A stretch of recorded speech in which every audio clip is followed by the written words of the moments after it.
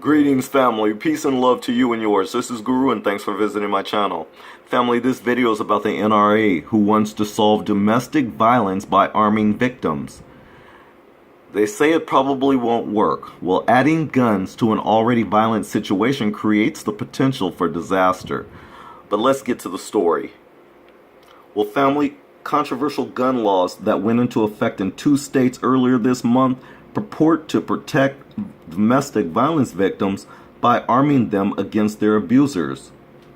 In Indiana, victims of domestic violence can now carry a handgun without a license for 60 days if they have a protective order against their alleged abusers. A similar law in Tennessee allows a person who is granted an order of protection to carry a handgun for 21 days without a permit. The N.R.A. or National Rifle Association, which pushed for the passage of both bills, says this type of legislation empowers victims while they are waiting for permit applications to be approved, a process that can take months in some states.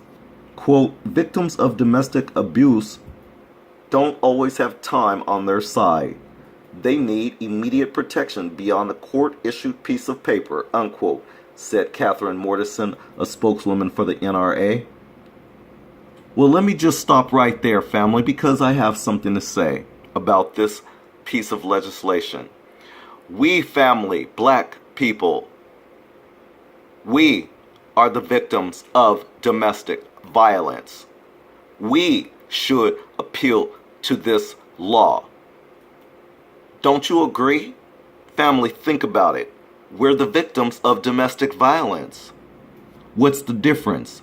We've been calling it police brutality, a different term, a different name, but we fall under domestic violence. That's exactly what the black races experience across America. We are the victims of domestic violence. And so, what they're saying is that sure, victims of domestic violence don't always have time on their side. Well, isn't that the truth? They need immediate protection beyond a court-issued piece of paper. Isn't that the truth? Why is it that these laws seem to be gender-specific and racist? Because that's exactly what this law is. It's gender-specific and it's racist. Well, why do you say that, Guru? Because as we go further into this article, you will hear how they changed the verbiage, how they changed the dialogue on what they're talking about. You're going to start hearing how it pertains to women. And it's just women. They don't say white women, but we're going to get to that, why this is racist too. So let me continue.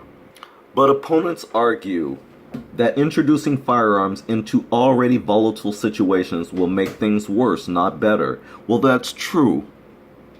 Firearms are the most commonly used weapons in domestic homicides.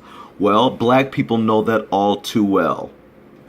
In the United States, a woman is killed by an intimate partner wielding a gun every 16 hours. Family, do you hear how the talk changed, how the dialogue changed? Now they're focusing just on women. So let's talk about that. It says critics of the N.R.A. say arming an abused woman at a time of distress will only make it more likely that someone will die or be seriously injured, whether it's the victim, her children, or her abuser. And if she does use a gun, they warn she may end up in prison for the crime. And that leads us to Marissa Alexander. So family, here we have a Florida woman whose stand your ground defense was rejected, but she's now released. Her name is Marissa Alexander. Okay, right here she's flanked by her lawyers. Miss Alexander, 36 years old, spent almost a half-dozen years either locked in prison or confined to her house after she was convicted of aggravated assault charges in 2012 for, listen to this, for firing a warning shot, that's it, at her husband, who she said had abused her. According to her account in court documents, he had threatened her 9 days after she gave birth to their daughter. Miss Alexander was finally freed on January 27th. She plans to take up the fight for domestic abuse victims and push for a change in what advocates have called the uneven application of Florida's Stand Your Ground law. Exactly, it is. It's an uneven application. And in this case, it has the remarks of racism all around it. If you're one color, it will work for you. And what's that pig's name? George Zimmerman. Although he's Mexican, he is a white-skinned Mexican. They call themselves white-skinned Hispanics, or whatever you want to refer to him as. He was able to take advantage of the white supremacist system because, after all, he almost looked their skin color. And they loved it, the fact that he shot and killed a black kid. Instead of fighting for justice, they didn't fight for that. They fought for racism, more of it. And so did this lady. She fought for justice, and she got more white supremacy against her in the form of a 20-year sentence for just firing a warning shot. So you see, the N.R.A., even though they're backing these bills that protect women, they don't really.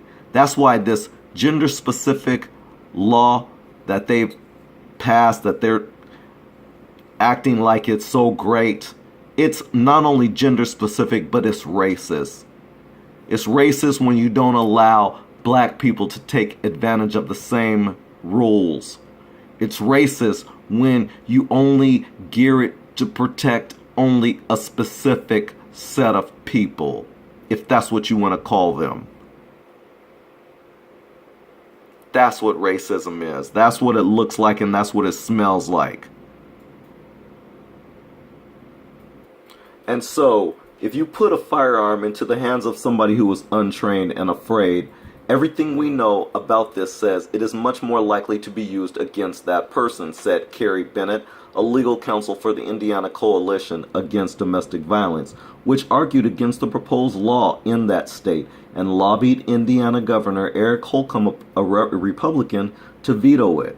Between 2011 and 2012, 100 people were killed in domestic violence incidents in Indiana. 62 of them were killed with a firearm. And I'll reiterate here, it says if women do fire at their abusers in self-defense, there's no guarantee they won't end up in prison. In Indiana, there are currently 30 women incarcerated for shooting their abusers, according to Laura Berry, ICADV's executive director. Berry's organization supported a different bill, HB 1534, that would have removed guns from alleged abusers who were subject to an order of protection. Under current Indiana law, judges can order an individual subject to a protective order to surrender their guns, but Berry said it does not happen often. The article continues that domestic violence victims are in the most danger when they are trying to leave an abusive situation, which is often the time when protective orders are filed. As abusers sense they are losing control of the situation, violence may ratchet up. Now, isn't that funny? Like I said, black people, we are the victims of domestic violence. We are the victims of domestic violence. We should be petitioning the N.R.A. for protection under the law. They should be supporting our causes. Why aren't they? Because the N.R.A. is a racist organization. Plain and simple. There's no other explanation. If you have one, leave it in the comments section. I can't wait to hear it. But if you think you're going to come into this section and go off in Trollville and Ignorantville, you're sadly mistaken. You will be removed. I don't have time for it. Family, thanks a lot for watching. For those of you who appreciate the video, please give me a thumbs up. Thanks again. Peace and love to you and yours. And until the next video, don't forget to look in the description. I'll leave a URL to this article. Thanks again for watching. Peace out.